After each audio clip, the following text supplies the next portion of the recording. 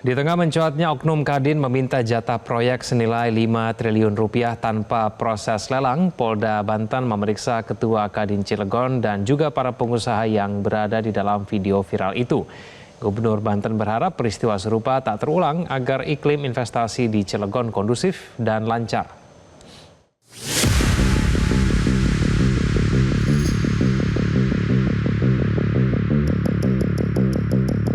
Informasi yang menyebut adanya permintaan jatah proyek senilai 5 triliun rupiah tanpa melalui mekanisme lelang belakangan menggemparkan publik.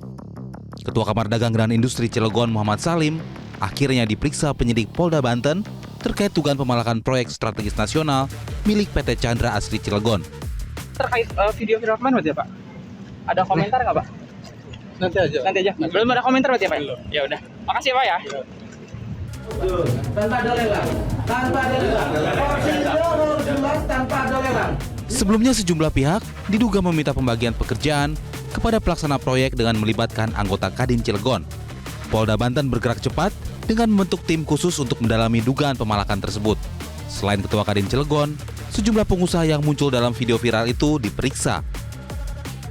Dari hal tersebut, kita Polda Banten sudah membuat laporan informasi, kemudian kita menerbitkan sprint penyelidikan, dan pada kemarin kita sudah melaksanakan pemeriksaan 5 orang saksi, yang mana 1 orang saksi tersebut Ketua Kadin dan 4 lainnya yaitu adalah dari pihak PT Chandra Asri Alkali dan pihak PT Cengda.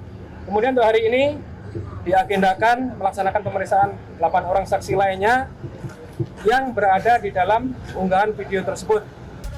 Mencuatnya kasus dugaan pemalakan 5 triliun rupiah itu dinilai berpotensi mengganggu kelancaran proyek dan menurunkan minat investor untuk menanamkan modal.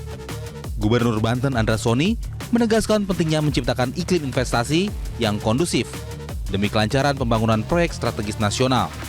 Akan pembangunan infrastruktur dalam mendukung investasi, dan juga kami dengan Polda Banten dan Kejaksaan Tinggi Banten yang kebetulan merupakan satgas dari investasi ini. Dan kemudian ada beberapa hal yang sudah ditindaklanjuti sebelum kejadian ini, yaitu Polda Banten telah melakukan tindakan hukum, penegakan hukum kepada pelaku-pelaku gangguan investasi berupa premanisme, pungli, dan sebagainya.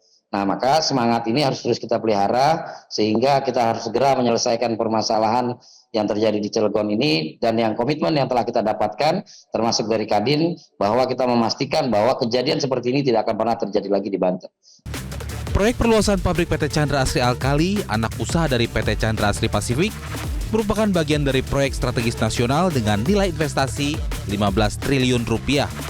Proyek yang berlokasi di kawasan industrial estate Cilegon itu diharapkan menjadi motor penggerak pertumbuhan ekonomi di Provinsi Banten. Tim Liputan Metro TV. Jelajahi cara baru mendapatkan informasi. Download Metro TV Extend sekarang.